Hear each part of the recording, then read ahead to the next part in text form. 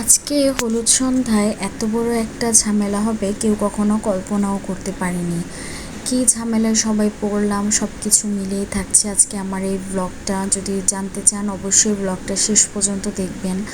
আর আজকে তো আমরা খুবই এনজয় করেছি। আজকে মেইনলি ছিল এখানে হলুদ সন্ধ্যা বা সন্ধ্যা কোটা যেটাই বলেন না কেন, আমাদের পুরান ঢাকায় তো এই অনুষ্ঠানটা খুবই প্রচলিত। অনেকের ওইখানে হয়তো এই অনুষ্ঠানটা করে থাকেন। সবার এলাকায় এই অনুষ্ঠানটা কী কী নামে বলে থাকেন সবাই কমেন্ট করে বলবেন। এখানে এই যে আজকে আমরা রেডি হয়ে পড়ি, আর অ্যাকচুয়ালি অনুষ্ঠানটা বাসায়ই ছিল, আমার এক কাজিনেরই বিয়ে। যাই হোক ওদের সাথে আমার বন্ডটা খুবই ভালো, বাসায় একই বাসায় আমরা সবাই থাকি। আর বিগত 5-6 বছর ধরে যেহেতু আমি এই বাসাটাতে আছি, সো সবাই মিলে এই অনুষ্ঠানটাতে অ্যাটেন্ড করি। এখানে এই যে এটা আমাদের উপরে 4তলার আন্টি, আর এই যে আমাদের ব্রাইড, মাশাল্লাহ বলবেন সবাই ওকে দেখে। আমরা তো বাসায় নিচেই নেমে পড়ি একতলায়, আর যেহেতু বাসার মধ্যে ছিল সো একটু লেট করেই নেমেছিলাম। আর ও মেইনলি আজকে আমাকে যে বলে আসছে যে আপু আজকে তাড়াতাড়ি চলে আসো বাসায়, এভাবে ফ্যামিলি মেম্বাররা মিলেই অনুষ্ঠানটা হবে। সবাই তো রেডি, যেহেতু বাসার মধ্যেই, সো সবাই হালকা পাতলা রেডি হয়ে এসেছিলাম, ওরকম কোনো কিছুই করিনি। বাসার কাপড় নর্মাল জাস্ট পরে তারপরে এই যে চলে আসি। ফার্স্টে তো আমি ভাবছিলাম যে আজকে হেজাব পরবো না যেহেতু বাসায়, কিন্তু পরে চিন্তা করলাম যে হেজাব ছাড়া কীরকম যেন খালি খালি লাগছে। আম্মু বলছিল যে হেজাব ছাড়াই যাও, বাট তারপরেও হেজাব পরতে পরতে অভ্যস্ত হয়ে গেছি। সো এই যে হেজাব পরে তারপর সব কিছু মিলিয়ে নিচে নেমে আসি, আমি আর নিশিতাই আসি। আর নুজেফাকে আজকে তো একটু নিলাম না, বাচ্চা মানুষ। এখান পর্যন্ত তাও সব কিছু ঠিকঠাকই ছিল, ওদের ফ্যামিলি মেম্বাররা আসতে একটু লেট করছিল, সো অনুষ্ঠানটা খুবই ডিলে হচ্ছিল। আর এই যে আমাদের ব্রাইড, কি বলবো, ও তো ছবি তোলা নিয়ে খুবই এক্সাইটেড, আর আমরা তো ওকে নিয়ে হাসাহাসি করছিলাম যে এখন তুমি হেসে ছবি তুলো, বাট একটা পর্যায়ে তোমার নিজেরই বিরক্ত লাগবে।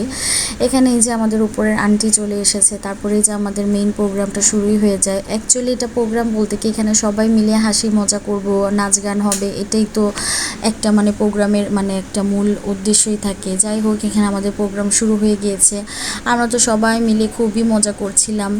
এখানে সব কিছু মিলেই সবই ঠিকঠাকই ছিল। এই যে একটা অঘটন ঘটে যায়, আমাদের এলাকায় কারেন্ট চলে যায়। আর প্রোগ্রামটা যেহেতু মাত্রই স্টার্ট হচ্ছিল, কি বলবো, এই কারেন্ট চলে যাওয়া তো অন্ধকারের মধ্যে আমাদের প্রোগ্রামটা শেষ করতে হয়। কারেন্ট তো আসার নামই নিচ্ছিল না। আর বাচ্চাদের, ছোট ছোট বাচ্চারা যারা গিয়েছিল ওদের অবস্থা এতটা নাজেহাল অবস্থা হয়েছিল কি বলবো।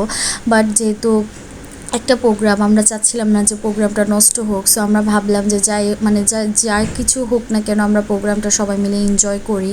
অনেকক্ষণ পরে, প্রায় 1.5 থেকে 2 ঘন্টার পরে যে কারেন্ট আসে, কারেন্ট আসার পরে আমরা যে ব্রাইডের সাথে কিছু কিছু ভিডিও ক্লিপ নিচ্ছিলাম। আর সবচেয়ে মজাদার পার্ট হলো যে আমাদের 4তলার আন্টি গান শুনে উনি নিজে কন্ট্রোল করতে পারেনি, এই যে উনি নাচানাচি স্টার্ট করে দিয়েছে। আমরা তো খুবই অবাক। অ্যাকচুয়ালি আমাদের বাসায় সবচেয়ে শান্ত আন্টি হচ্ছে উনি এত কারোর সাথে বেশি কথা বলে না, মাঝে মাঝে আমার ফ্ল্যাটে আসে, বাট উনি এসে যে এত সুন্দর ডান্স করবে কি বলবো। এখানে এই যে আমরা সবাই মিলে ওনার ডান্সের কারণেই আমরা সবাই মোটিভেশন পাই। এখানে সবাই এক্সাইটেড হয়ে সবাই তো উড়াধুরা নাচ স্টার্ট করে দেয়।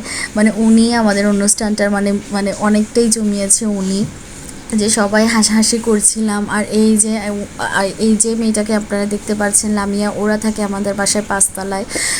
ও অনেক সুন্দর ডান্স করে, ওর ডান্সটাগুলো খুবই সুন্দর ছিল। যাই হোক, আপনারা আমার অনেকেই ভিডিও দেখেন, অবশ্যই আমার পেজটাকে লাইক ফলো করবেন।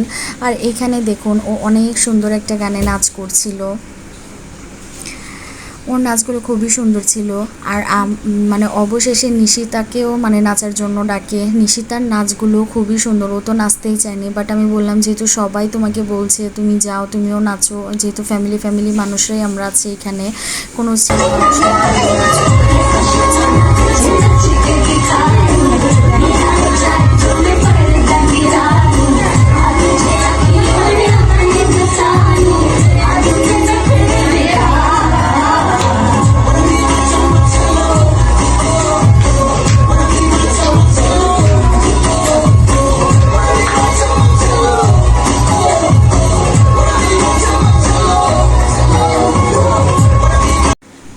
এখানে নিশিতারা নাচার পরে যে মানে ছেলেদের বাসা থেকে ডালা নিয়ে আসে, আর মানে ডালাগুলো খুবই সুন্দর ছিল, ওর সব কিছু নিয়ে আসে আর অনেক কিছুই ওকে দিয়েছিল।